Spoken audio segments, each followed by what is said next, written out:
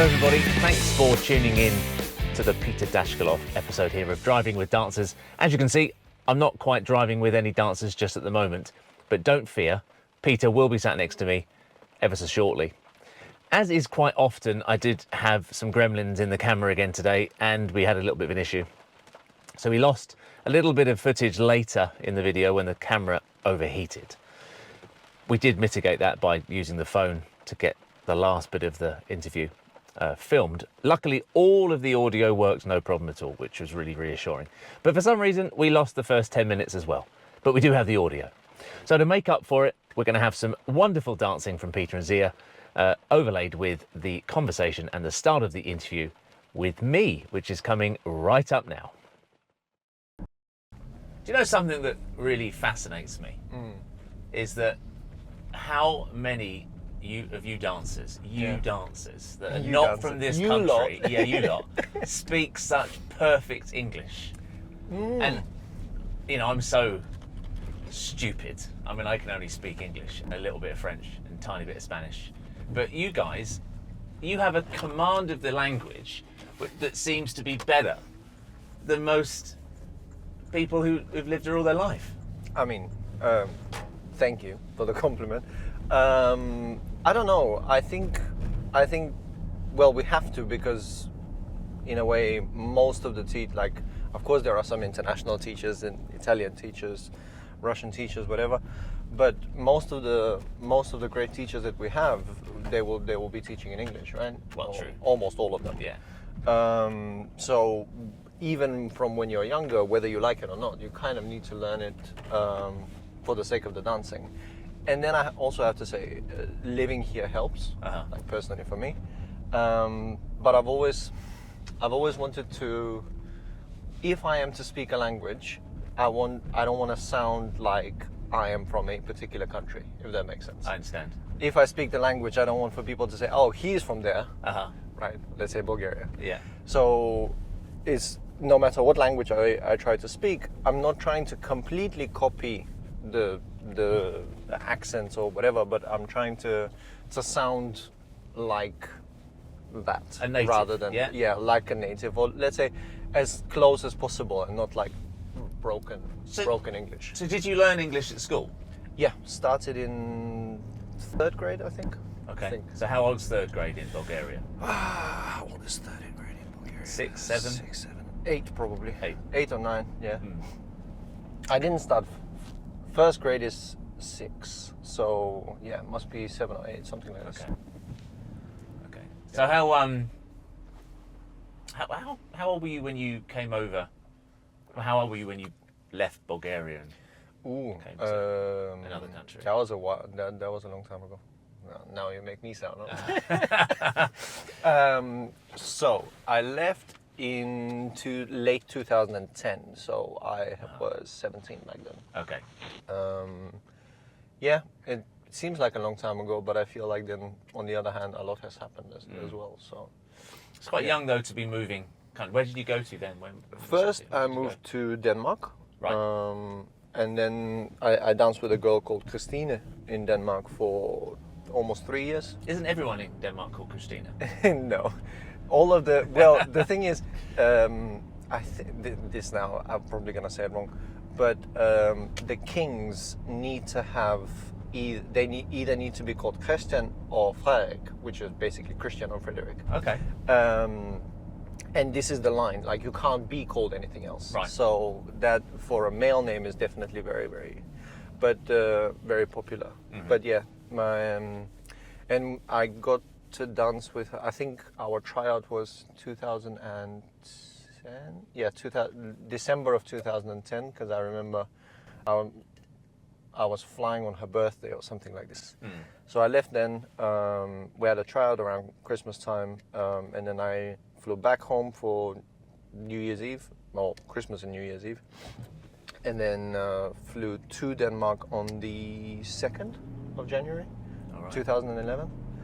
And then I think 6 days later we had our first competition. Oh wow, pretty quick then. Yeah.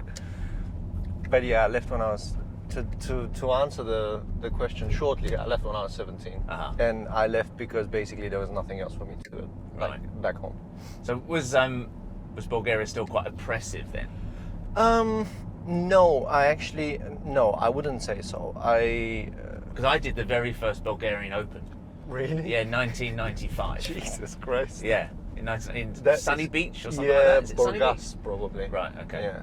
It was an East German holiday resort, That was crazy. and armed guards Yeah. at the end. There was a cliff at one end Yeah. of the cove, and at the other end's armed guards, so you couldn't leave. Yeah. Yeah.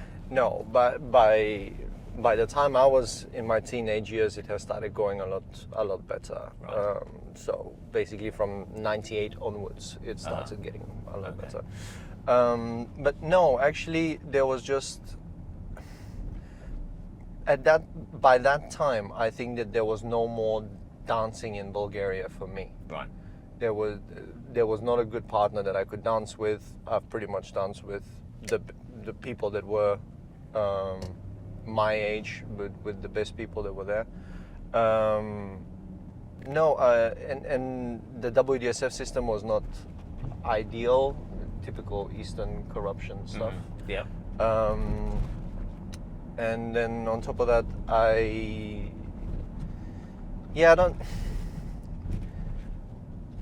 don't know. I felt, if I have to be perfectly honest, I felt like Bulgaria has given me what it could give me, and I needed to go. Yeah. I needed to go. So I don't know. There was the main reason, of course, was dancing, but also in terms of opportunities for work, and especially with what we want to do, that's not really a thing in Bulgaria. Like, Is it not at all? No. Not well, possible? I guess it must be a bit more now, maybe. no, artistry not? is, but just if you say, what do you do for a living, or I'm a dance teacher, like Yeah. every like aunt or your grandma or whatever will be like, yeah, but what's your real job? So it's like, yeah, it's not taken serious. You have to go to university, and you have to study, and you have to get a degree. And if you want to do this dancing on the side, it's okay. Right. But if that's what you're thinking of doing, like, you will probably be a loser. Like, this is not going to get you anywhere. Pretty brave of you to have that decision then at 17 and think, right, this is what I'm going to do. So I guess your family must have been supportive. Or maybe not. Yeah, maybe. but also, no, my parents have always been extremely supportive, especially when it comes to dancing. Yeah. There was nothing, like, I've been, by the time I left, I have been without a partner for over a year. So there was, I had nothing to do. Like, yes, I was going to the gym, I was hanging out with my friends, and in theory it was fun times. But in terms of my dancing, I was like, where is this going? Like, I see everybody else competing and doing this championship and that championship, and I'm like, I'm just sitting here looking at them on YouTube. Like, these days, it's no good. So I had a lot of tryouts in that year and 3-4 months, but and nothing really worked out. So then I thought, okay, I just need to find someone who is my age and I can make it work with.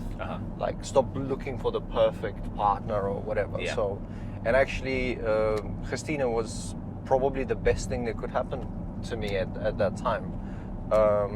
So yeah, that's how it actually happened through a friend of mine who is no longer dancing. He's now, I think he's in Dancing with the Stars or something like this right now. Yeah. But it happened through a friend of mine who told me that she's looking for a partner, and then basically I've heard a lot about Denmark through this friend of mine, and also through Ina. She was also living there. Oh, okay. And basically, Is Ina Bulgarian? Ina is Bulgarian. Oh, okay. Ina is Bulgarian, and basically I've heard a lot of good about. Then I just knew this name, Zia James. I was like, oh, she's a very good teacher, that's Zia James. And everyone's telling me, like, she's really good. And there was a little bit of a, let's say, Bulgarian community when I got there. There was a few Bulgarians, so also the transition was a little bit easier, I thought. Right. I had no idea that that my partner lives like 3 hours away from where the studio is, and we need to drive every time we need to meet everybody else. But it was still, I really think it was the perfect, the perfect partner for me at that time. Yeah. Both in terms of in terms of personality, but I don't know. I think she handled me very, very well. Would you say you're difficult to handle then? Extremely. Right. I would put myself on the impossible category. Okay. I can be reasoned with. Yeah. But if I see something if I see something a certain way, it probably will be very, very, very difficult for me to change that. Especially at that time. Like basically at that time, it was my way or the highway. Like there was no discussion about it, and I could. The thing is, that I could argue my case until the person basically gives up, and they're like, "Okay, you're right." Just to keep the peace, just so it's Yeah. quiet. Yeah. So, but that manifests in that you're just very single-minded. Then you just think, right, this is what I want to do. This is how I want to do it. This is the way This is the way it's gonna be. And you'll fit into my environment, how I want it to be. I don't know. It's just I'm an Aries. Okay. Right? So Yeah. you've met quite a few of them in your Yeah. life. So that. Well, I'm a Taurus. I'm a bull. Yeah. So I know. Yeah. I don't know. It's just when you know what you're looking for, and when you know what you want, things become very, very clear. Like what needs to happen, and you don't. And especially when you're young and when you don't know what you're going into, really, you're completely naive. It's much easier because you don't know, right? So you just see it how you want to do it, and then all of the other things. Number one, you don't know about them, and number two, they really don't bother you. Like I remember working, for example, in my partner's. Her father had a company, which was basically, I don't know what's the best way to explain it in English, but basically he was dealing with drainage. okay. So we would go down in the sewers, fix pipes, things like this. And I would do that for 8 hours straight, and then, or however long the days were, because some working days in Denmark were a little bit shorter, like on a Friday they work a little bit less. Right. Yeah, privileged stuff. Nice. Yeah. But Like a dance teacher, really, isn't it? Yeah. yeah, but this is the nice thing. We work as much as we want. Yeah, right? exactly. But yeah, and I would work there and like do different things, and then I'll go and practice. And now I think to myself, how did you do that? Like, and at the time, it really didn't bother me. That was the thing that I had to do in order for me to be dancing. This is what's gonna make me money, so I just do it. You don't even think about it. Yeah. So yeah, when you're clear with what you want to do, I think everything becomes much simpler. If you're doubting yourself all the time, or you're not sure of what direction to go in, then it's more difficult. I think though when you're younger, it's easier to do that to a certain degree, isn't it? Yeah, ignorance Because you is said, bliss. yeah, exactly. Because you said you're naive, you don't know these things. You just think, right, this is what I want to do. Yeah. To do that, I've got to do this. Do you think that I don't know how much involvement you have with younger dancers now, but do you think that kind of determination and single-mindedness is not really so prevalent these days? I mean, I think so. I think that too many children or too many young people have too many choices, and it's too easy. And they don't necessarily sacrifice enough, because you clearly sacrificed a hell of a lot for your dancing. It depends, James, because in a way, I think that it's how you're brought up. I think it's your home. Yeah. I think it's the parents, the type of parents that you had. Me coming from Eastern Europe, I would agree. I do think kids are spoiled and have too much choice. But on the other hand, I also think that it's yes. So my answer to your question is yes, because they sacrifice, but they don't realize they're sacrificing, because they sacrifice their time for things that will not help them. Yeah. Whatever that will be on the screen. Yeah. Or maybe it also depends. Actually, I have to be honest. It also depends very much which country we're talking about, because things are different from country to country. Yeah. So, yeah, I do think that you have to. It's not the cliche thing. Oh, you have to sacrifice to get somewhere. It's just that is the road, and nothing comes easily, nothing comes for free. Yeah. Like, you have to work for everything. Of course. Um, You can't just do a rumba basic once and then, yeah, okay, I've got it now. Nah. You've got to do it loads of times, Nah. thousands of times, for it to become beautiful and perfect and Yeah. fabulous. When I was an amateur, I never left home. I stayed at Right. home as a youth, that sort of thing. I didn't move Nice. country. I didn't move to London, Right. which everyone said I should, but I didn't. So my sacrifice, but I didn't realise it was a sacrifice at all. I'd go to work. I had a normal job till 5 o'clock. Then Yeah. I'd get in the car straight from work, go straight to practice, which Yeah. would have been Cheam or Semley yeah. or wherever. And I get home at 1 in the morning. My mum would put my clothes in the washing machine, Yeah. and then 7 o'clock, All get over up, again? all over again. Yeah. Same thing every day. And I never thought of that as a sacrifice Yeah. in the slightest. I thought, this is what I want to do. Yeah. And I'm just not sure that there's many people that do that today.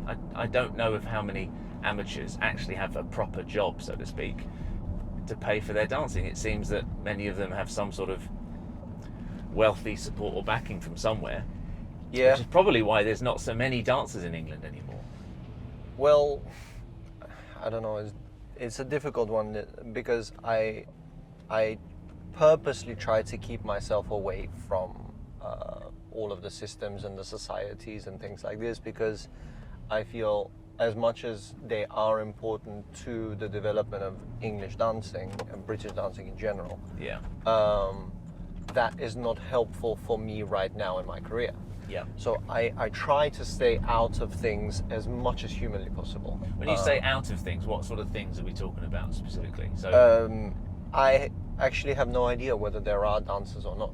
okay, I like, see what you mean. Yeah. So you're just I know there are purely these focused. different societies, for example, and I know that you can do medalists, and I know, but I don't know the ins and outs of who is the president. I Right, don't know if okay. it's a president or is it Yeah. a council. Like, I Yeah, don't yeah. know the ins and outs of all of these things on purpose, because it's distracting. The only thing that's important is Peter and Zia, right?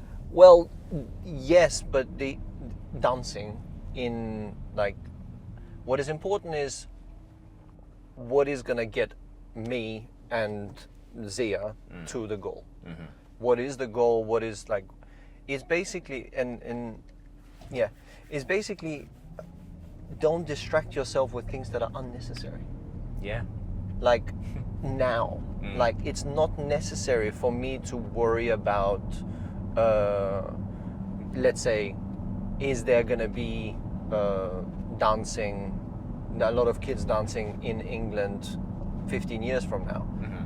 It is an important subject, extremely important subject, but that is not something that will help me or will make me better in my craft right now. Yeah. And this is a little bit the same with relationships with people, because when your closest people, of course, know you and they know you're chasing something, and they understand that the sacrificing their friendship or the time that you could spend with them on what you do, they understand that that is just because of whatever your goal is. It's not a personal thing. And yeah, it's a very similar thing, I feel, in terms of dancing, like whatever other issues there are. For example, with the kids, like you were saying, that would be something that I will need to help with once I retire, once we're done, and once there is something that can be done, because then the focus is put on something else. Okay. Right now, the focus is just 100% on become the best dancer that you can possibly be, and that's it, really. Right. Yeah. I do think that it's important to make kids work hard, going back to your question, because I think, I don't know whether it's because people in general have less children than they used to, but then your kid becomes extremely, extremely precious to you. And I'm not speaking from a place where I know, because obviously I have no idea. Yeah. But I do feel that a lot of parents have become a lot softer on their kids because of the times, really. And therefore then the kids can be a little bit more spoiled, and they can be a little bit more, they get everything not for free and not easily, but much more easy than before, if that makes sense. Like, I don't know, in many ways, I feel that it comes from the parents. How spoiled you're going to be or not, I really think comes from the parents. And then, of course, it's difficult. It must be really difficult. Probably you can tell me more about that with the environment that your kid is in, because maybe you create a certain, let's say, discipline and a certain understanding of working hard at home. But what if their school friends are a little bit different? Yeah. They might be nice kids, but they might be a lot more spoiled and whatever. And that balance must be extremely difficult. Yeah, well, obviously we have a daughter. Yeah. So I try to Does just she lead dance? by example. No, not really. Okay. Not really, no. I try to lead by example. Yeah. So in terms of hard work and ethics and that sort of thing, and responsibility. Yeah. But it is still difficult. It's still very difficult because they're still they're their own little person. Yeah. You know, and they have their own thoughts and their own desires and dreams or whatever. We've never forced her to try and dance. Right. We've tried to encourage her because Yeah. it's a good thing to do. You Yeah. know, it's good for anybody to do. But she doesn't want to do what Mummy and Daddy did. Right. She doesn't want to do that. She wants to find some other thing. The thing that's frustrating is she's really good, actually. And if she actually put some effort in, Right. she'd be pretty good. But she'll be good at anything. You know, I'm sure she puts her mind to it. She'll be good at anything. And we give her as many opportunities as we can. But she doesn't seem to want to take them. Okay. You know, so we've got a little bit of an issue at the moment where we feel that she's not really doing anything as such. Okay. She starts one thing and then stops and starts something else and doesn't really have anything. And we don't want to force her, because I don't want to be a parent that forces their child to do something. Yeah. Because I want them to make their own decision. However, you know, sometimes they don't know better, do they? Kids No. don't know better. Yes. And they Exactly. think they do, That- but they don't actually. Yeah. So it's a difficult one as a parent. It's Yeah. a difficult one. And I think obviously with how things have become a little bit more extreme on that side, with letting people at a very young age make decisions that they don't really know much about. Yeah. That you, of course, like you say, you don't want to force your children to do anything and be this tyrant that they can't escape Yeah. until they're 18. But on the other hand, there is a balance to be found, and I think that, I think life is a huge pendulum, and it swings one way, and then it swings far too much on the other side, and then every now and again you will have maybe 10 or 15 years of balance where things are okay. Yeah. But they tend to swing too much one way and too much the other. That's the way you learn, though, right? That's the way you learn what you want, what you don't like, and how what you want to change in your life. Yeah. Because if everything's kind of vanilla, Yeah. not very exciting either, is it? You know, you But- need that pendulum to swing to make it interesting. Yeah, but also like in terms of views, like we've obviously gone very, very far on in one direction, and now we're starting to come back. So you're to, talking about in general with society, Yeah. right? Yeah, precisely. Yeah. Precisely. Absolutely right. So, and that's the difficult thing, and I think that actually that has had a worse effect on kids in terms of their dancing, because, well, if it's tough, then it's okay, then just don't do it. Yeah, when the going gets tough, they just Yeah. quit and do something Yeah, else. when the going gets this is actually one of my favorite quotes. All right. Okay. When the Yeah. going gets tough, the tough get going. Yeah. I heard it when I did my very, very first preparation camp for Blackpool with Christine. We went to Denmark, and it was actually Colin and Lena's preparation. Well, the preparation, the now Colin, Lena, Klaus, and Robert and Mark Robertson, that team, the whole thing started from Denmark many, many, many years back. Right. And it started just as they obviously used to have lessons and group lessons with Lena in the club, but then it was like, well, should we do some organized practices, or instead of doing the group lesson, let's do one extra physical practice. And then before Blackpool, they used to do it quite a lot, and that's how the idea came. But yeah, the first time I heard that quote, I'm very sporadic in my thoughts again today. I realize it. That's all right. We're all over the place. Doesn't matter. It's fine. No, We take people on a journey. You see. Yeah, we're taking people. I on a take journey. you on a journey through the Surrey and Kent countryside, and then I you have take no people on problem with a that. dance journey and life journey on I the have video. no so it's problem fine. with that. No, but that was actually going back to the quote. This is the first time I joined that camp, and I remember Colin said that quote when I think we went our maybe third or fourth final in a row, and everyone's starting to obviously get really, really tired and stuff. And I remember him saying that, and it's actually something that I keep using very, very often. Mm-hmm. And unfortunately nowadays kids don't.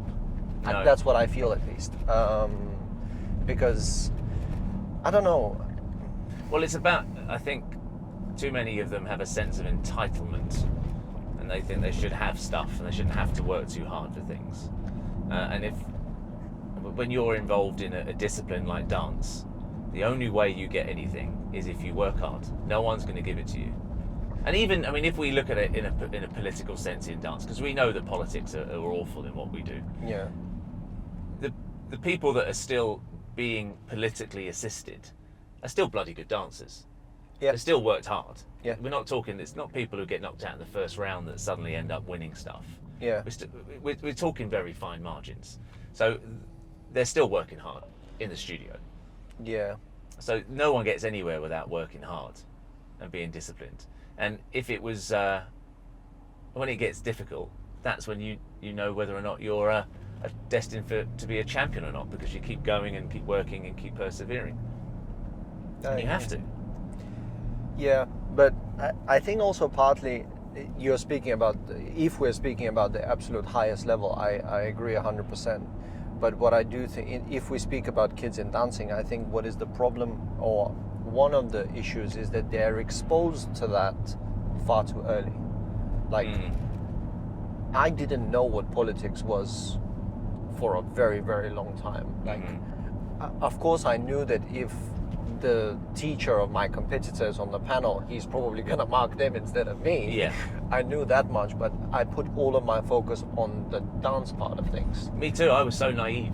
So naive. And I think that is one of the biggest problems, because I see, and I don't know whether the parents want their kids to know from an early age, so they educate them with what the reality is, but I feel that there is this, I just need to go for lessons and then it will be okay.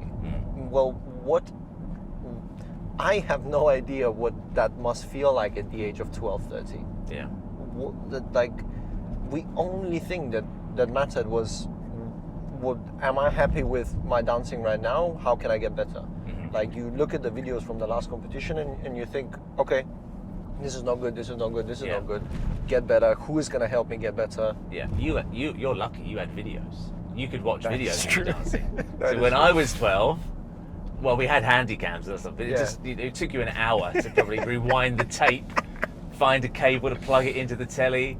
It was so difficult. So we didn't have any of that at all. We just literally had the word of our teacher or the word of our parents. So, yeah, you danced better today. Yeah, it was good today. Keep going, keep going. It was always just positive encouragement, positive reinforcement. I never thought about the politics, ever. No. And to be honest, this is ridiculous, really. Yeah. I didn't really understand it properly until I'd retired. Yeah. And then I thought, oh, shit.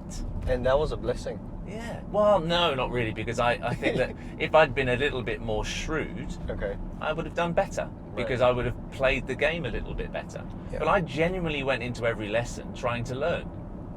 Genuinely trying to learn in every lesson. And I was wasting thousands of pounds. But Thousands of pounds. so you never ever got into the actual politics of things whilst you were a dancer? Very tiny amount. I mean, I suppose I was fortunate that some of the people that I'd worked with from when I was a child were relatively influential, let's say. Yes. But every lesson I genuinely had, I tried to learn. Yeah. And you know as well as I do that isn't actually the case sometimes, really. You have a team, you should have and again, this is what I know now, you should have a team around you that you know you're going to learn from. You have personally, I think you should have one main person that you take everything to, and they decipher it, or they don't even have to be the best teacher, they just have to be a manager as such. Yeah. And then you can bring it all together, and then you go out and get what you need from whoever you need to get it from. And if that means you've got to go and do some advertising with a certain coach, because that's what it is really, at the end of the day, you're advertising how good you are. Because they don't, when you're judging someone, you don't know what it feels like. You don't know what you only know what it looks like. Yeah. So if you go and have a lesson with someone, or you would know that now as well, you could, when you're teaching someone, you might dance with someone and think, wow, this feels fabulous, this person feels great, Yeah. and they're a really good dancer. Yeah. But you don't necessarily see that in a comp. But then if you've had lessons with them and you've taught them, and then you see them and think, oh yeah, they're really beautiful, they're lovely dancers, and you can appreciate it better. So that's a bit of advertising, isn't it? You got to advertise yourself. I never advertised myself, and I was too mouthy. I opened my mouth too much, and they didn't like it. So I always caused myself problems.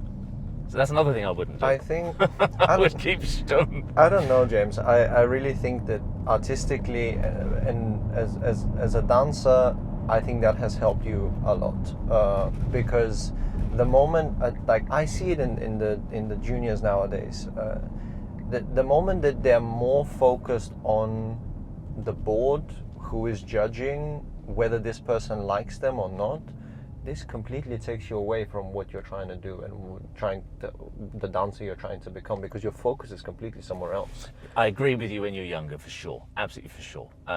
When you, as a professional though, it came to the point with us that we'd lost confidence because we'd keep trying to do the same thing and get into a comp and then getting beat again, Right. or not getting the result we were hoping to get, Right. and it just demoralizes you. Yes, you that see. is And true. so if you, and then you don't, but you, it wasn't until afterwards you realize what the problem was, and you thought, well, actually, if I'd fixed that, if I'd understood the game better, then I would have been able to deal with that better, to be able to manage my feelings better, so that my performance wouldn't have been affected. Because that was the trouble, particularly with Kelly. Yes. Kelly's performance was always affected because she was always deflated. Right. Because she thought, oh, I keep doing what they're asking me to do, Yeah. and I'm not getting it. And I keep getting beaten. Yeah. That feeling we all know, but in terms of and I agree with you that if you had managed to do that better, but I don't think that, I don't know, this is me and maybe I'm weird, but I don't think that is done through lessons. I can see how it works, like what you're telling me about you going to have a lesson with someone nowadays is more you advertising yourself and all of this. I so don't see it like that, to be perfectly honest. So Maybe you've been managed better, or you think for yourself better than I did.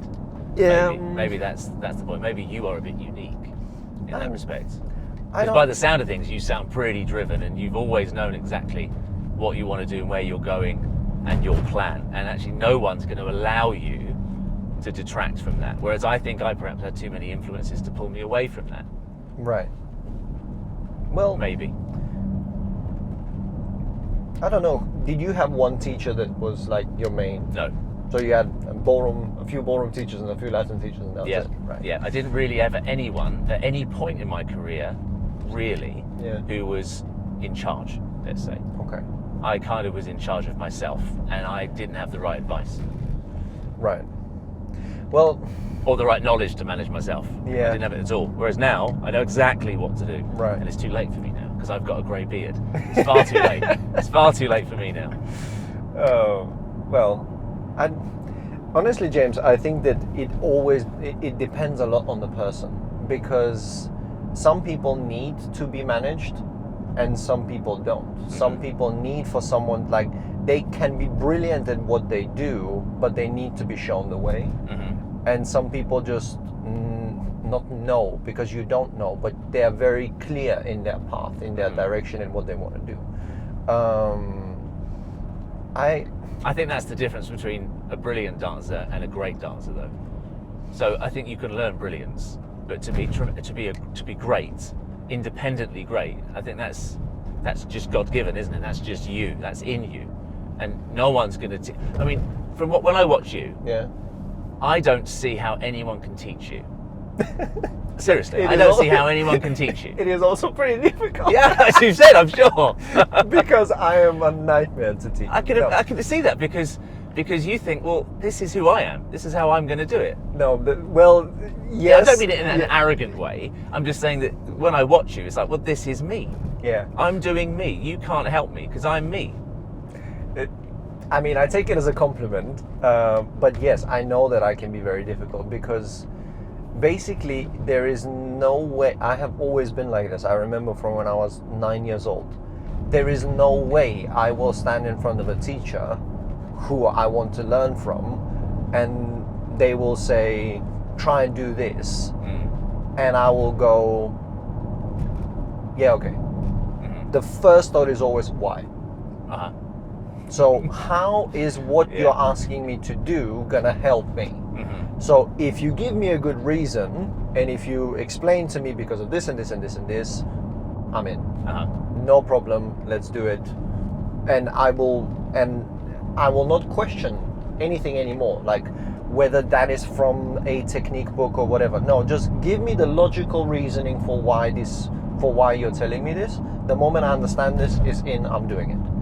But this whole because I said so or because it looks better, Yeah. this doesn't work with me. Right. So I can become difficult if a teacher is, I don't know, but Arrogant then in their own teaching, because that means, to me, that's a certain amount of arrogance in a teacher. The implication that I know better, do as you're told. no, of course they know better. But I don't think they always do. What, That's the trouble as well. I have the problem with teachers now, and having experienced a lot, I don't think a lot of them do know better. They think they do, but I don't think they do. I can't speak for... You can't, because you're still competing. No, I'll tell you why I can't speak about that is because the teachers that I have, I definitely know they do know better. Right, okay. So Yeah. so for me there is absolutely no doubt about that, and this is one of the things that you have to learn as a dancer. Like every time you go into a lesson, you go in as a student, right? You have chosen to have this teacher, and this I think is extremely important. Choose the teachers that you actually really want to have, because then every time you go into a lesson, you go with the thought of, I want to learn from this person because this person can help me become a better version of myself, or Yep. help me become the dancer that I want to be. And I think it's extremely important that every time we go into a lesson, we still go with especially when you're younger, with the thought of, I am a student. I am here to learn. I'm not here to argue that I am right, because then why do you waste your money anyway? How do you know who to go to, though, when you're young? That's the trouble as well, isn't it? So when you were 17, you made the decision to go to Denmark. Yeah. And you'd heard of Colin and Lena, of course, Lena James's Yeah. stuff in Denmark. Yeah. So that obviously made you think, oh, well, these people get spoken about a lot. They must be good. So that Yeah. was obviously why you thought about going there. But then, as you get a bit older, what made you then decide to work with who you do work with?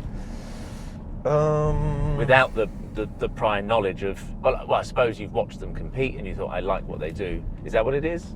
Yeah, Yeah. to a big extent. When I was younger, I would look at couples that are dancing, and I would look at, okay, so let's say when I was younger, I would look at the youth and under 21, and I would go like, okay, so who do I like? And then the couples that I like, I'll try and figure out who are their teachers. Because if this is what you're producing, then, or if this is how you're dancing, then it must mean you have good teachers. Because if you have bad teachers, you can't dance like that. True. So basically the thought process was always, well, look at who is there, who is it that I aspire to or inspires me to dance, or which couple do I think is the best, always worldwide, never nationally. And then figure out who is their teacher. Right. That's how, actually that is how I got to have my first lesson in England, who was with Tone Nyhagen, Okay. the great late Tone. Yeah. It's so sad she's not with us anymore, but yeah, she was my first English teacher when I came for my first lesson in England when I was 15. And she's obviously Danish. She Norwegian. I Oh, think. Norwegian, sorry. Norwegian. Yeah. Yeah. It's So- interesting you said my first English teacher. Well, teacher in I England. know, Yeah. it's funny, isn't it?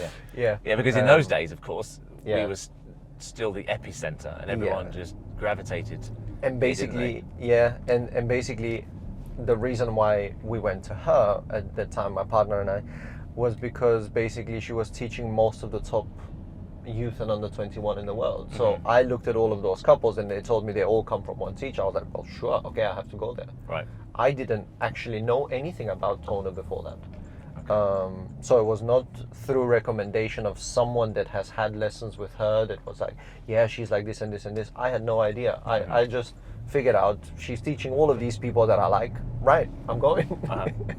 Yeah. Yeah, and then she ended up being a great influence for me, mostly mentally, Okay. because I was very, very young, and actually at the time I was not great in English. Right. My partner was helping me understand a lot of the things. Was this still with Christina? No.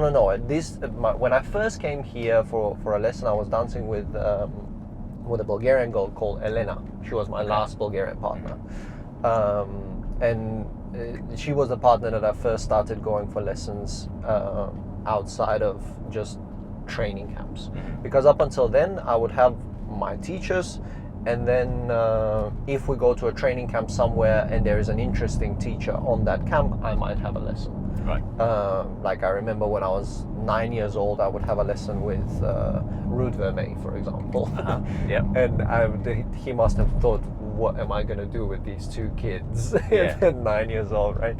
Do you remember your lessons with Ruud then, when you were 9? I remember group lectures. I actually don't remember the lessons, but I remember group lectures. I remember the feeling of the camps. My first camp was, for example, in Slovenia when I was 9. It's very young to be going to a camp, isn't it? Yeah. And I didn't understand really everything. So yeah, I remember the whole. I remember the feeling of what it was like to dance there. I remember who was lecturing. And then some of the things I remember from the actual lectures, but I don't really remember like exactly what was spoken about. I did my first competition when I was 9. Yeah. I didn't start competing until I was 9. Yeah.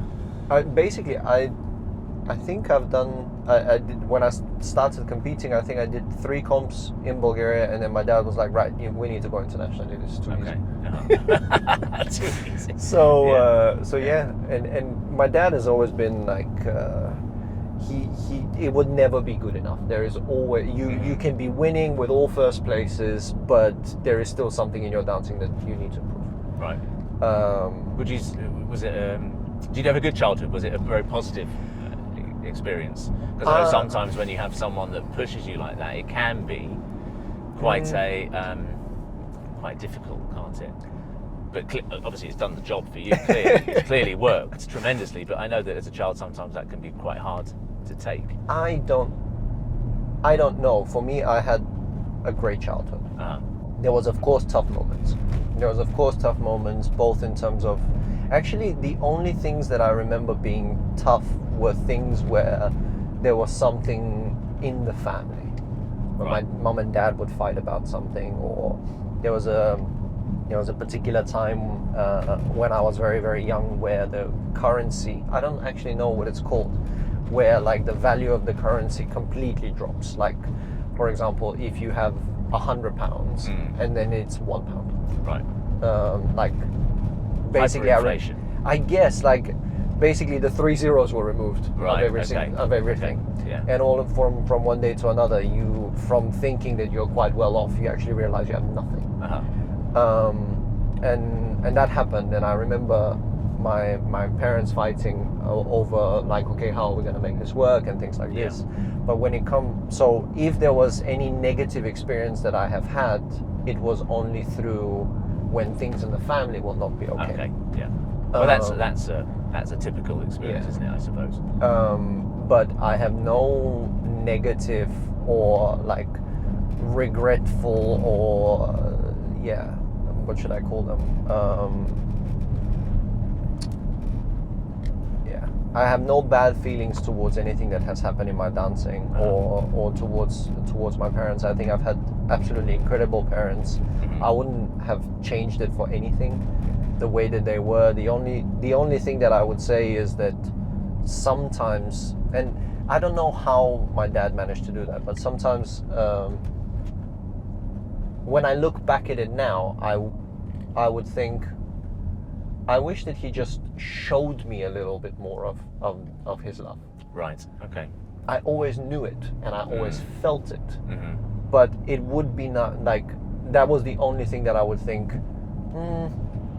I wish that he was a little bit more expressive in terms of that. Warmth, really, then. Warmth. Yeah. But having said that, I never felt unloved. I never felt like I'm not good enough. I never felt like I am the problem or they don't like me or never. Like my parents have been absolutely incredible with me. And some people though are slightly, it's harder for them to show emotions, you know, show love, isn't it? Yeah. But it doesn't mean as though they don't feel it. Yeah.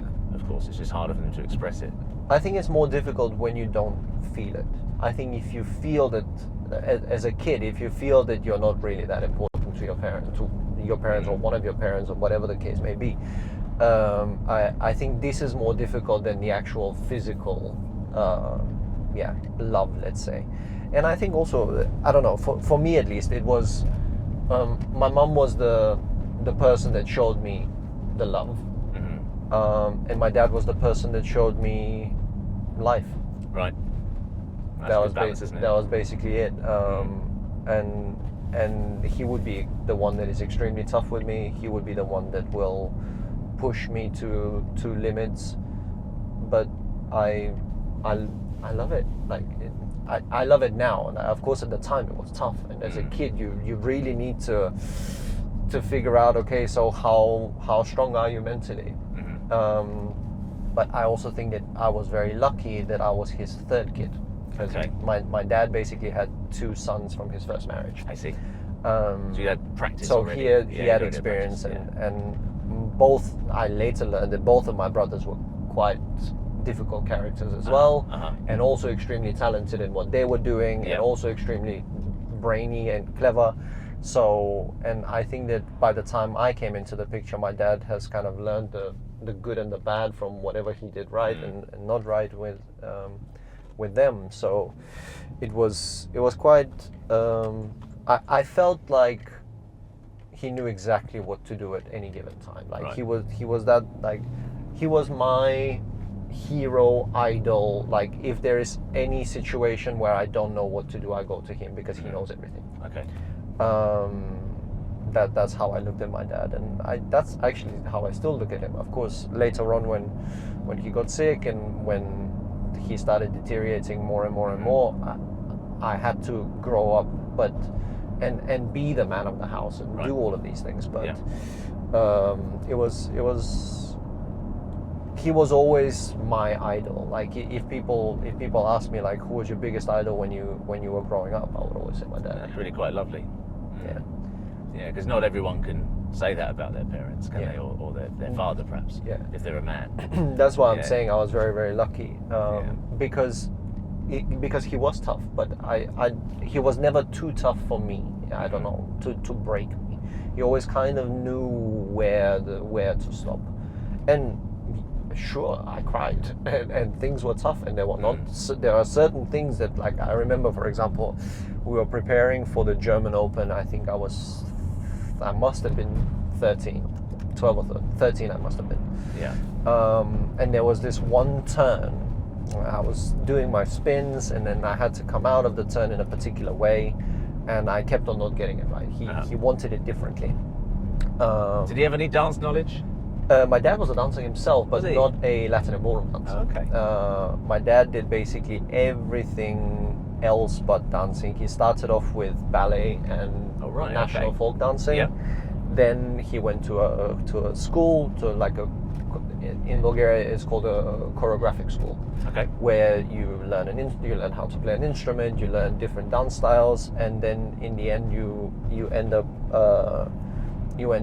joining probably a ensemble, some sort of ensemble. But when he was, I think, let's go. We had enough of him. Yeah. But when he was, I think, maybe 14 or 15, he went to a ballet school. Okay. Because your dancing has a balletic look to it. Well, yeah. Is that something that you've experienced or worked on yourself in your dancing? No, that's my dad when I was younger, because basically, he after his, like, halfway through his school, he was taken to Russia for the Bolshoi Ballet, because basically what the Russians used to do is every year they would come to this Bulgarian ballet school, and then they would go and kind of see who is the best, and then they will pick out the best and take them. Wow, right, okay. And I remember my dad speaking to me about his experience in the Bolshoi and so on. And basically, my training is because of that. So when we were younger, we would always do the ballet warm-ups, even though we were not all like. I didn't start off with Latin and ballroom at first. We were doing folk dancing, and we were doing other type of stage dancing as well and stuff. But our warm-ups will always be ballet warm-ups. Right. We will do everything on the bar, yeah. On the bar, we would be spinning from one diagonal to the other. We will be doing all of these things. So that's where the base is from. Going back to the previous thing that you asked me, I remember that there was a situation where I kept on not getting it right before this German Open thing, and and 7 hours later, my mom comes into the studio. So we have been doing this for 7 hours, and it was exactly one of those things. How he wanted me to do the arm, how he wanted me to do the position, and I remember my mom coming in the studio. By that time, my partner's left. Like we've worked together for like 3 or 4 hours, and then I think he told her, "You can go home. I'll carry on with him." With Ellie at the time, Elena. It was. And I remember it must have been dark already, because my mom came into the studio and she said, "Zdravko, let him go. It's dark now. Like let it go now, and then he will try again tomorrow. But we are going home now. I've prepared food. We're going home. Leave it alone now." So yeah, it was to like breaking points in a way. The toughness was to breaking points, but I didn't. For me, it was always very clear, driven, like very. There was a point. It was not just him being difficult or horrible for the sake of being horrible. It was like, no, in order for you to learn how to achieve something. But yeah. It's great that your dad's Sorry, your I'm idol. totally all over the place. No, you're not at all. No, we're on the same path. We're still going on the same road. It's good. Totally all over the Yeah, place. fantastic. But no, I think it's the reason why I was finishing that is because I think that it's quite. This is where I think you build your personality, and I think when you start, when we were speaking in the beginning about certain things, I think in dancing there are two things. There are your ability of what your body can do, and then there is your mental. And I think that people are often not aware of what is it that they do or that they need or that they're clear of. I think when you're younger, you are building, or you're, let's say, you're creating whatever the mental will be. This will be your parents, this will be your surroundings, this will be your background, this will be all of this. And it will create what type of person do you need to be when you start dancing, if you start dancing, right? Do you need someone that actually leads you, or do you need someone that will be that will let you flourish? And then there's the whole movement part, the whole talent thing. I think in many ways there could be dancers that are extremely talented, but they just need to be led, going on this who is a great dancer and who is a good dancer. Because there are situations where God has been very, very, very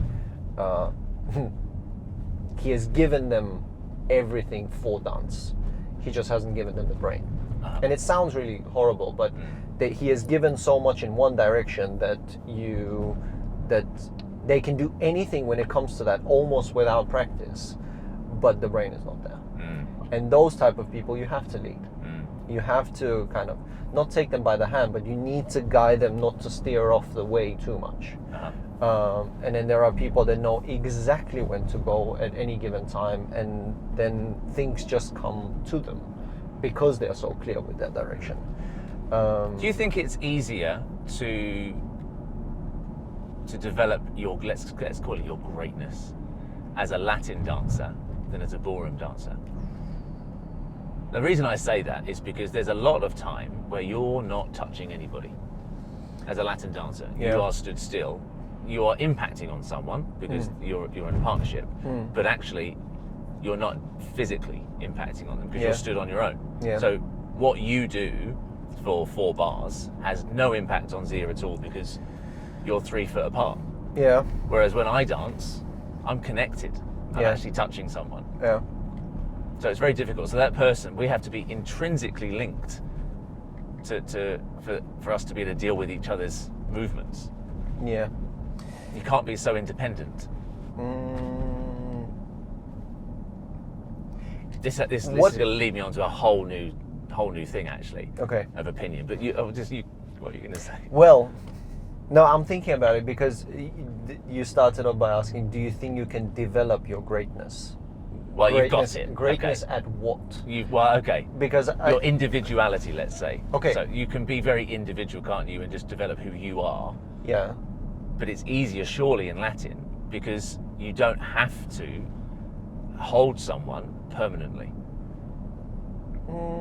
Because it's very difficult for yes, I guess yes. A girl has to. I mean, in ballroom, the girl has to be amazingly passive and active, of course. Yeah. But to be able to deal with an unruly, independent male ballroom dancer. Yeah. Because she's just got to fit with whatever he does. Yeah. So in a way, she has to forego her individuality to deal with his. Whereas you can be individually great, Zia can be individually great, and together you can be great. Yeah. I agree, but it is easier to develop personality as a Latin dancer than it is as a ballroom dancer, broadly speaking. Yeah. Broadly speaking. But I do think that it's something that you either have or, of course, you can develop it, but you see it in kids when they're very, very young. You like this person either has character or they kind of just blend in with the rest. So majority of the times, the people that are great personalities in dancing, I think they are just strong personalities in life anyway. Yeah. I don't think that it's so much the Latin and ballroom. I think that if you put any great dancer in the opposite style, if you put a brilliant Latin dancer into a ballroom, maybe the movement will not be so smooth, but the person, or they won't be as good in that movement, but the personality will still be there. And vice versa. I think that if you put an amazing ballroom dancer into Latin, the personality will still be there. For me, the personality is really. I disagree. Yeah, I think the Latin can do the ballroom. I don't think the ballroom can do the Latin. I am only speaking about the personality part of things, because you are saying, is it but easier personality-wise, I think, because I think that the personality. Well, this opens up a very different topic for me, because I feel that Latin has been constantly developing and nurturing its talent for many years. Yeah. So I think we as an industry have created many great dancers. Yeah. Either by nurturing their own talent or guiding them and whatever, allowing them to shine. Yeah. I think ballroom's completely in the reverse. I think it's in complete denial, and I think that it hasn't really developed anything of any note for years. Really, it's nowhere near as good, because it's mainly because of the personalities. I think they've all been dumbed down and nullified, really, because they're all just producing the same rubbish. Well, because of the constraints of the frame. I don't know, because I don't know anything about the ballroom world and how it is or how it has been. When I answered the question, I was thinking, could you put William Pino in Latin and could he be great? Yes. Could you, or Luca, or all of these people, right? Yeah, no, but you're talking of a different generation, actually. You're talking of who were great dancers. Now, give me some great ballroom dancers of the last 10 years. In the same, you would speak about in the same way as William Pino, as Luca Barici, as Andrew Sinkinson, as John Wood, as Marcus Hilton, as Massimo Giorgiani, as Augusto Schiavo. And of course, all of the lovely ladies they danced with as well. I'm just using the male names because it's easier for me. Yeah. But of course, their ladies were fab as well. Yeah. I don't know. Maybe it's just not the same. A time where personality was not as strong. Like, let's say for the last 15 years, it just so happened that people were more focused on the movement. People were more focused on perfecting how smoothly they can move, and they were not so strong in terms of putting their personality there. Yeah. I don't know, and why I say I don't know anything about it, because maybe ballroom teachers don't like to see too much personality, and that's why the product that we see nowadays is partly because of what people like or people don't like. Because I do think, as a dancer, and this maybe will be a little bit controversial for some people to hear, I think in many, many ways we are a product of our teachers. So, of course, it's easy to sit on the outside and to say, well, there hasn't been a legendary dancer that has come out in the last 20 years, whatever your opinion is. And from the outside, it's very easy to put that on the dancers. But I also think that there is partly a responsibility when it comes to the teachers, because it is exactly those great dancers that you named that have taught the generation in those 20 years. So have they got a role to play in? Maybe. Well, this is another one of my questions. Whose responsibility is it? Because you would have been great, whoever was your teacher, I think, because of what you've said and your mental attitude. Yeah. Why have we not had that in ballroom? And you're right, so therefore, whose responsibility is it? Is it your responsibility as a coach to nurture this talent and produce it? Or is it the responsibility of the dancers themselves to go ahead and take it and be it?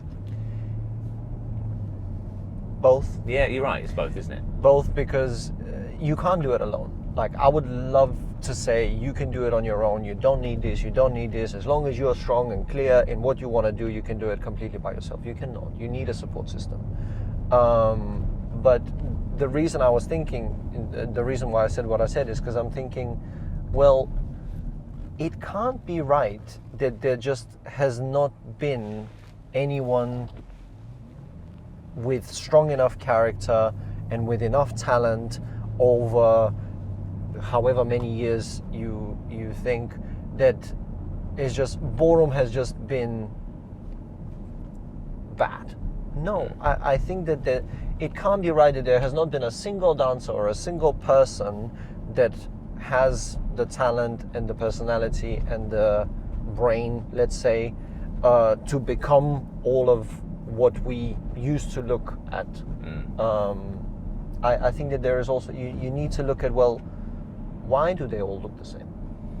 Well, because they're all being pushed to look the same. So who's the overseer? Who's the overseer looking at this and thinking, do you know what, this is a bit boring? To a large extent, I think that this is majority. Ballroom is dying, isn't it? The numbers of ballroom dancers are dropping significantly in comps. The Latin numbers are going up. The ballroom numbers are not. See, also, I don't know about that. Yeah. Well, because of what you said earlier. Yeah. I do, but I don't. Like, I am aware that, for example, the numbers of the professional Latin versus the professional ballroom are different in terms of entries, but I don't know on a larger scale because I don't want to know. But you'll know yourself. You go to a comp and you'll have 5 rounds. Yeah, the ballroom will have 3. Yeah. This yes, but I don't know. It's just I can't help but think, well, there must be something, because everyone wants to be successful. Like, and 90% of us compete because we want to. Well, I can't speak for everyone, but I think we do dancing because it's something, especially on the highest level, it's something that we can't be without, right? But what happens is, I think that along the way, you figure out also how competitive you are. Yeah. And then, depending on how competitive you are, and depending on how badly you want that result, you are ready to do anything for that result. You were speaking about sacrifices, right? And I think if maybe people are told, well, it's this and this and this that prevents you from beating this couple, I think dancers are ready to do anything that will get them to the result.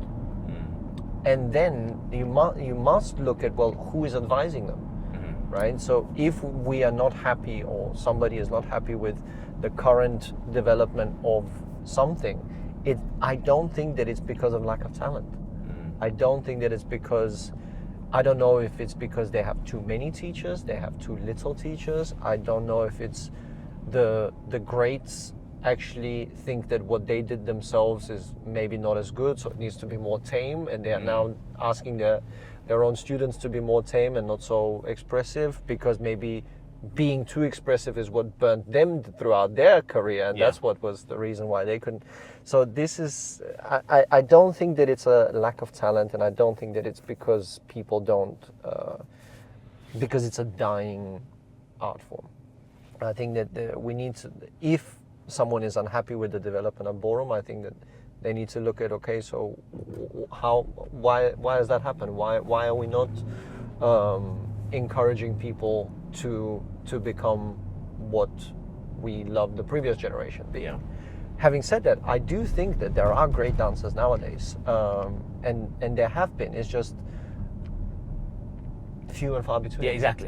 Few and far between. There are them. There are some, but I mean, in the past, you'd look at the Latin final and think, oh yeah, the first three, yeah, they're great, but I'm not so sure about the rest. But you'd look in the ballroom and you think, well, there's every single one of them is beautifully unique and independent and individual. But do you think, James, that this is also because you were so, I'm not saying you, like that time and that generation was so spoiled for choice? Because in my opinion, there has been brilliant ballroom dancers since dancing has started, but that was kind of the golden age of ballroom, right? Mm-hmm.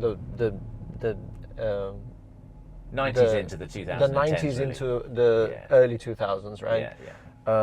That was the golden age of ballroom. Yeah. Not in that those were by far the best, but there was the most, the biggest. How do I? Let me get my thoughts together. The most amount of talent at the same era. Yeah. Like it was stacked, basically. It was, and all of them were absolutely like the team brilliant. of '92, Alex Ferguson's youth players of 1992. They all came through together, and they were tremendous. Yeah.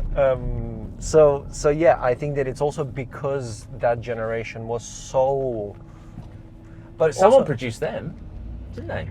Someone nurtured their talent and allowed them to shine.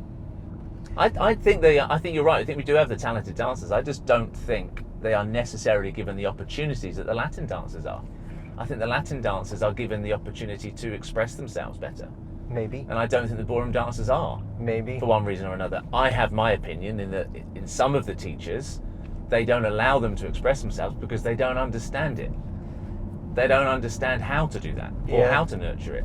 And a lot of teachers are not fit for purpose. Personally, I think they're not fit for purpose, and I think they're earning a scandal of a living. I would know about it. That's pretty controversial. I've been. But you're lucky. Yeah, you're lucky. You've chosen the right team for you that you believe in.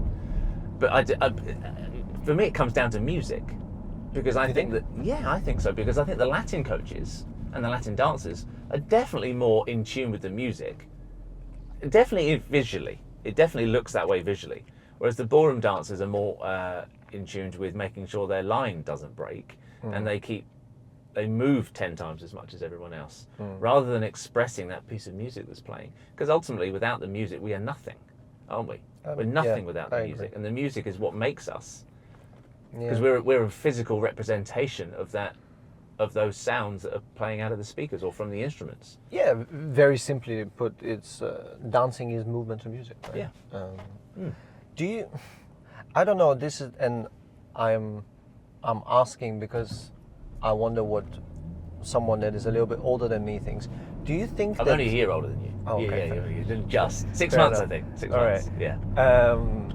Do you think that it's partly to do with the fact that we did have tape and that we did have videos? Because in some ways, what kills creativity and what kills artistry is comparison.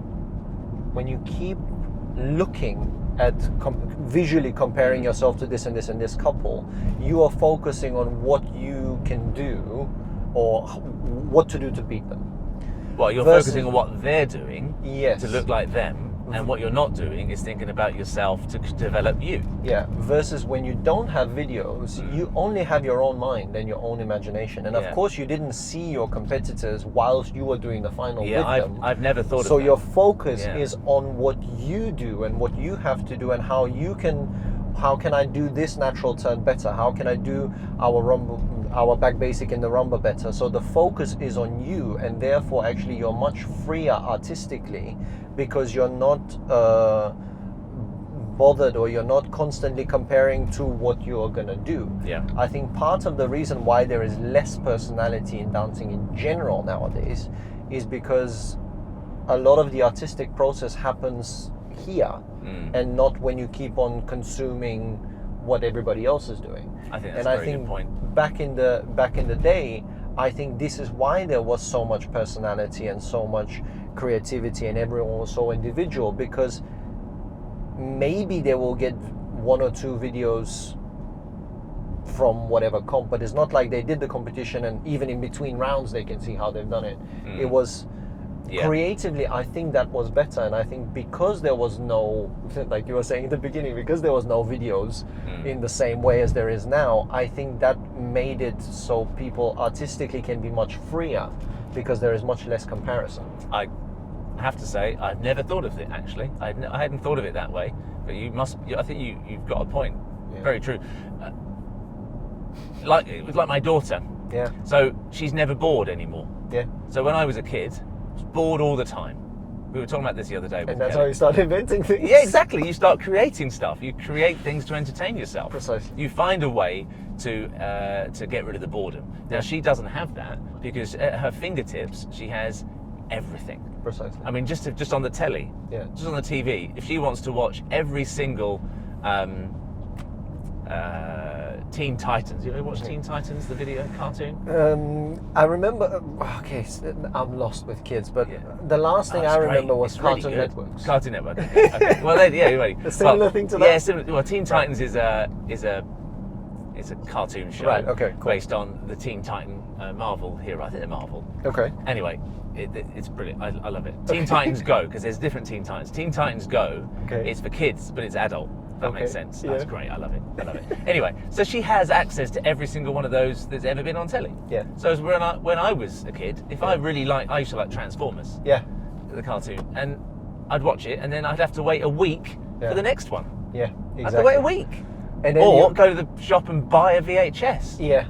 Or and then you would start, maybe even in your mind, you will start thinking, I wonder what will happen in the next episode. Well, will this happen on this, or I would will go it go and get my this way? I would go and get my Lego, and I would make the Transformers out of Lego and create the episode that I wanted to have. Yeah. They don't have that now. So, yeah. So you're right. The creativity is perhaps stifled by the fact that it's on tap. They can see it. Yeah. And yeah, is that a good thing? Well, You're not... should we ban YouTube now? Should we ban YouTube? Well, should we ban all dancing on YouTube? I just think that... I'm being facetious, of course. I'm being serious, but... I don't know. I just think that there is because there is also balance in that to be found. And I think that if you, back in the days you had nothing, and now you have everything, there is also, I'm sure that some of the people would have loved to have a video of their favorite dancer to get inspired by. Yeah. I think that is why also as a, what should I say? Just got to plug this in, otherwise That's it might die on me. That's okay. I don't think I did plug that in. I like to do that. Carry on. I don't know if I'm talking a lot of nonsense here, but no, I you're think talking. It seems like you're talking. I wasn't listening for a second actually, because I was just doing that. But no, but I'm just gonna have to pull over a sec. That's okay. Yeah. Basically, I think that's why the older generation, the amateurs and professionals, were brilliant back then, and the. Are we on? Yeah, we're still recording. Okay. We're still recording. I'm just need to plug and that in. the kids are much better nowadays, because I think that as an adult you need to, or like youth and then later on, this is when you need to really let your creativity, let's say, or your personality come through, or not have to, but naturally in life that's what happens, right? You become more you as you become older. You start understanding yourself better, and so on. Whereas kids, we are influenced by different things. We look at a certain something. We copy a lot. We copy our parents. We copy kids in school, and it's the same in dancing. When you have the possibility to look at great dancers, you might end up being much better as a kid. But that, you watching dancers too much, later on in life it kills your artistry. Yeah, because information can sometimes be dangerous, can't it? So if you're just doing something naturally and freely, it can be very beautiful and easy, but then when someone gets hold of you and starts telling you what to do, Yeah. that can stifle you, can make you, Yeah. can change your path, and Yeah. it stops you being who you are. But that's why I think that there is a moment where, let's say, it's nice for kids to have the videos to see and to get inspired by whoever their favorite dancer is, and then later on actually you start becoming a clearer version of yourself and much more aware of yourself, and then you start doing things your way. And this is why I'm not sure, this is why I'm saying I'm not sure if I'm talking a lot of rubbish here, but I think that kids back then, in that generation, that you in 90s, early 2000s, kids were not so good, and the amateurs and professionals were great because of the whole imagination, artistry, and so on, because they had to develop that in their own minds. Now kids are better because they can copy through YouTube or whatever else that they're watching. But then later on, when you need to not copy anymore and be you're not really sure what that is, because you've always just copied. Yeah. Or you've always just, So they'll reach a limit, they'll reach a ceiling where they just won't get any better. Precisely. Because they don't know who they are. They can't get them out. And that's what I was alluding to earlier. That's what makes greatness, isn't it? Because if you're the same as someone else, well, you're not great, are you? Because you're the same. So you can be great at movement, because I think that movement-wise, I think that you can do some really, really impressive stuff. But I have learned, because when I was younger, I didn't really know this, but I've learned that through my life experience and through my dancing experience, that you basically, in order for you to be one of the best, you can't just focus on one area of that. You have to explore the whole thing. And as much as, for example, dancing movement is a huge part of dancing, because you're not going to win a competition by standing still. No, you're not. Although it works in some places, in some situations really, really well, but that's off topic. Movement is only one part of dancing. Then you've got the whole, like you said, music is another part, mentality is another part, your own personality is another part.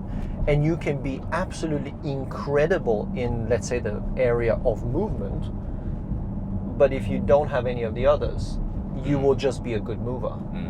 You can be incredible you can have the most incredible and captivating personality, but if you don't have the good movement, it will just be very one-dimensional.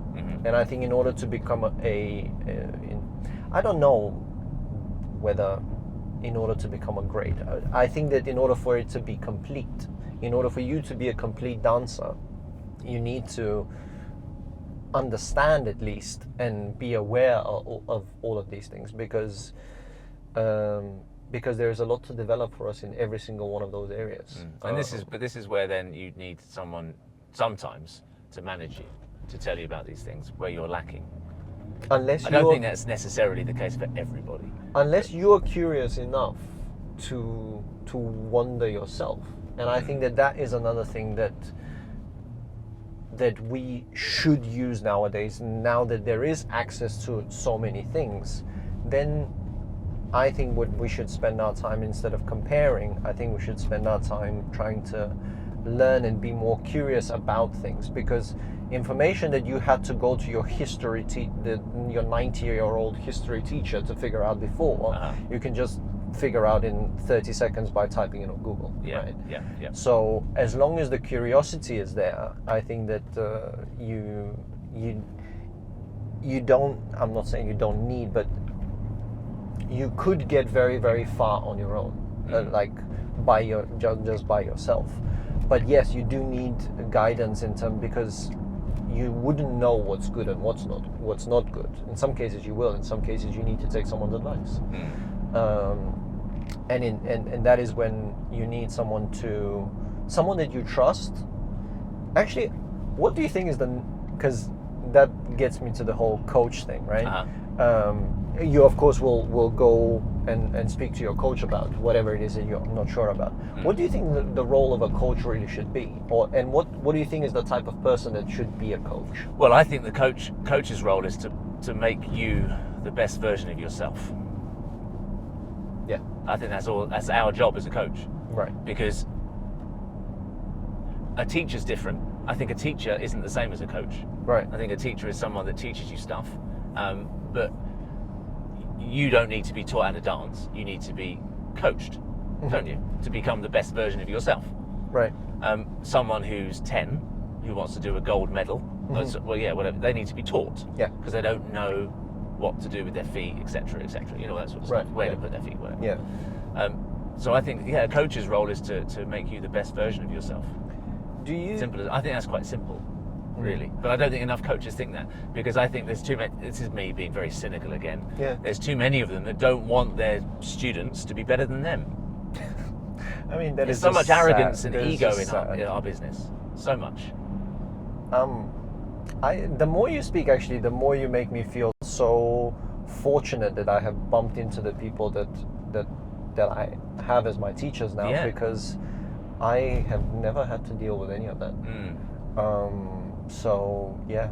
Maybe it's something that the universe gave me on purpose to I don't know. Maybe I brought it on myself. I don't. Yeah. I wouldn't know, but it just, as you speak and the more you say it, it's a reoccurring thought in your mind, and I'm thinking, wow, I have never had to deal with any of that. So maybe the biggest part of, I mean, that's another way of looking at it, maybe the biggest part of my success is that I have been lucky to bump into absolutely brilliant people. Or you are so strong-minded that those people don't do that to you. No, I honestly, the team that we have now is, I have never experienced any of that. I haven't experienced what you're talking about. I have never experienced from any of the teachers that I've had. Right. And not only with me, I haven't experienced it. I haven't seen them do it to anybody else. So I just think that they are not like that. And it's really sad to see that, or to hear that happens apparently quite a lot. I would say so. I would say there's more dancers that see, because you've told me earlier that you don't involve yourself basically with other people's business or anything else. You focus on yourself completely, which is the best way to be ultimately super successful. Yeah. I don't think everyone thinks like that. I think many people are involved in other people's business a bit too often and a bit too much. Yeah. And I think it is prevalent. I think there are many people that have experienced dance in the way that I have, especially my generation, because there's very few of them that are still around. Many of them have just walked away because of those problems and those things they've experienced. Fair enough. And mostly English dancers, because when I was competing, when I was an amateur, when I was a youth, loads of English dancers, loads of them. I used to spend all my time around this area, all the time, every day of the week almost. And there were so many dancers that lived in such a short space, short area, and they were all English. It was very uncommon for someone to have a partner from abroad. And then slowly but surely, these people just realised, you know what, I'm going to go and get a normal job. I'm going to go and have a normal life because I can feel more valued that way. And then they just disappeared, and then we're left with a very small nucleus of English dancers and a lot of dancers from abroad coming over to join them. And a lot of them for the reasons I've mentioned about the industry, let's say, not making them feel valued. That is a word that I wish that we don't, at least for a period of time, we don't use anymore. Industry. Yeah, it's difficult. How would you describe then what we do, what our business is, our dancing? Because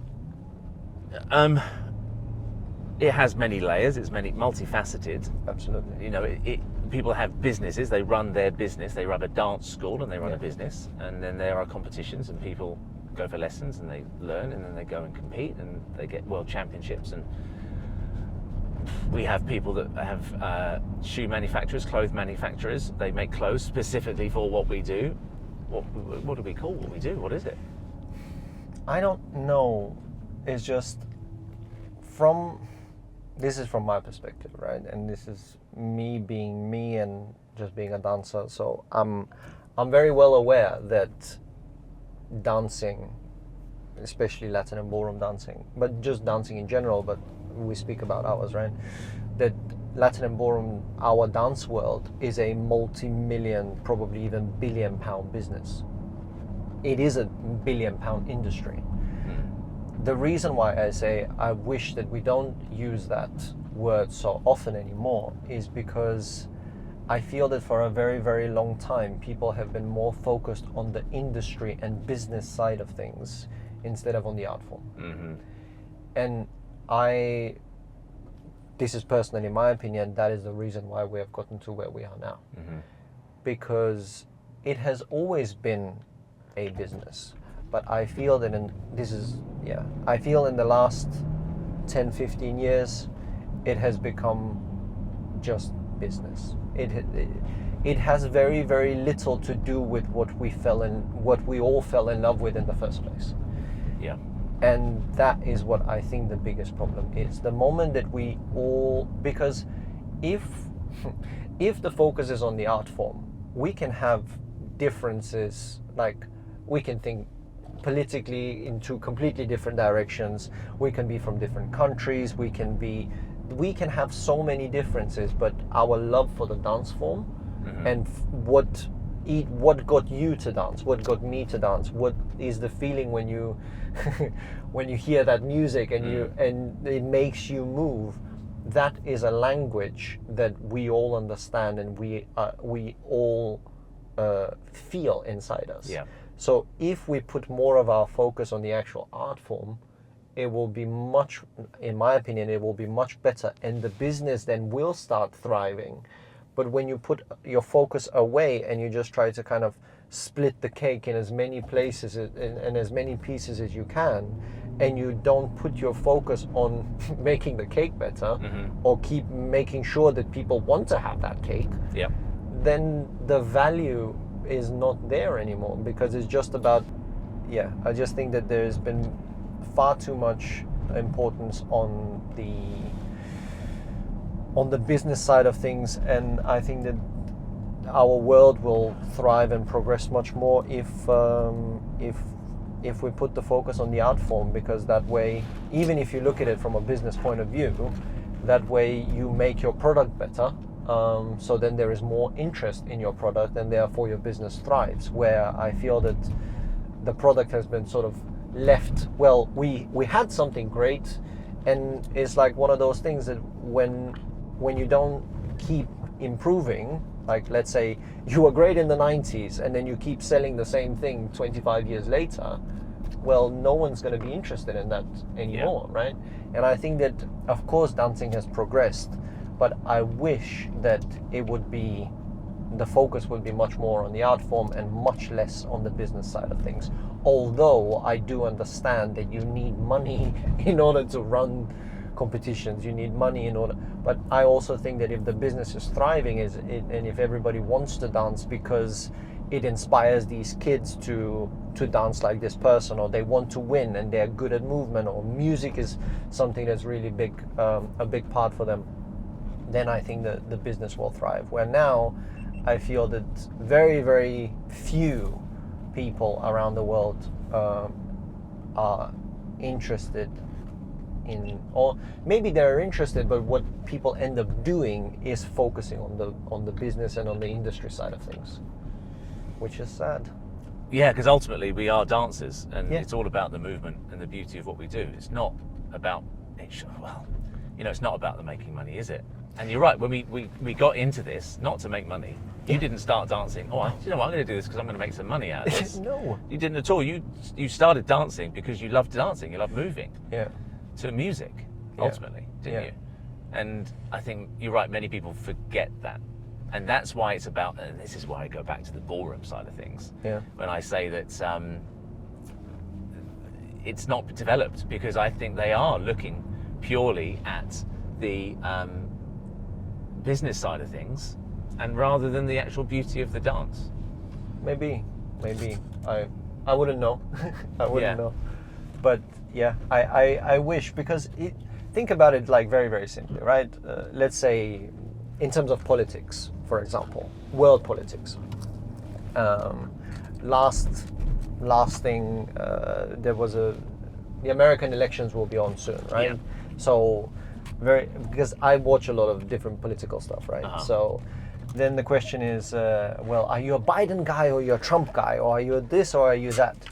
And all of these differences that we might have as people, the moment we go on the floor, the moment dance becomes the main thing, they go away.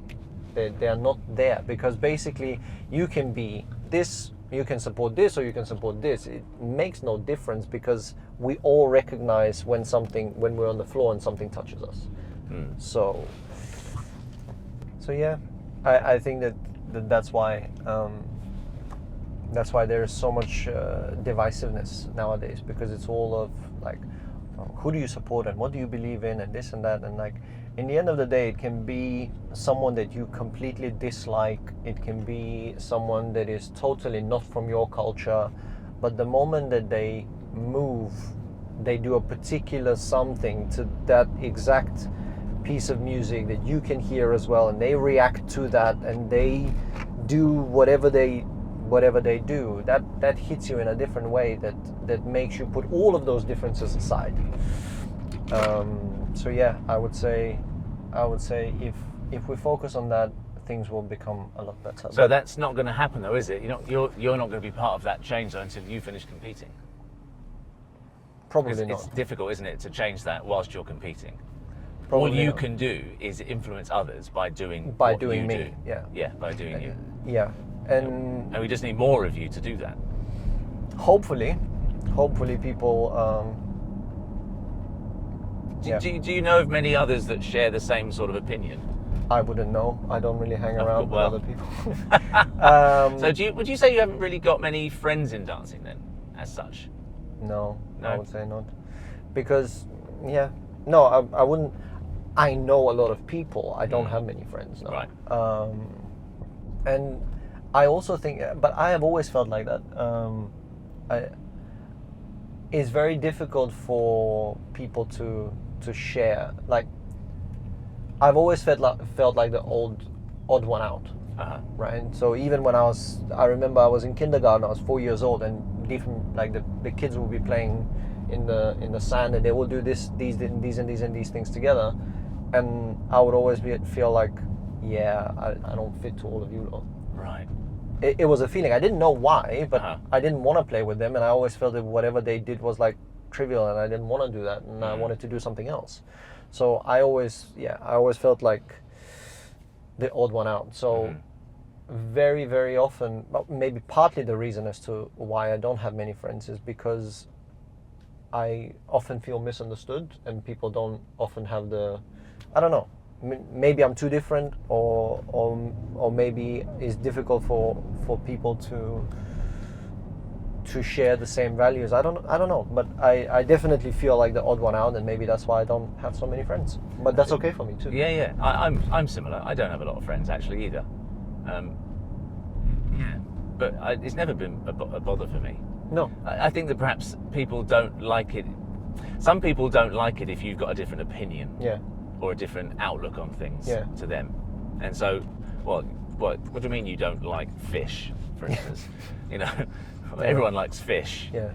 Or what do you mean you don't eat meat, or something like that? And suddenly they can't relate to you anymore, so they don't bother with you. But my thing is, for example, in dancing, why does that matter? Oh, it doesn't. No, I agree with you completely. And why don't we? And instead of trying to put our focus on why do you like this person or why do you like this person, let's put our focus on how can we be better? How can we become better dancers? How can you organize a better competition? How can we be better in the art form that we love? Yes, we will all have differences. We should. If we're all the same, we will just be robots then. Yeah. So we should have differences, but I think that our of course, life and dancing is related, but in terms of who you are as a dancer, you can't. It's very difficult for you to be someone else completely. Like, what you are on the floor has a lot to do with who you really are as a person.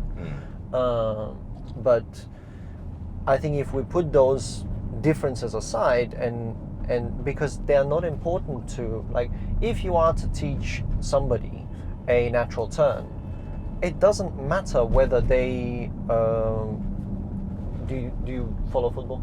Yeah. What's your team? Southampton. Right.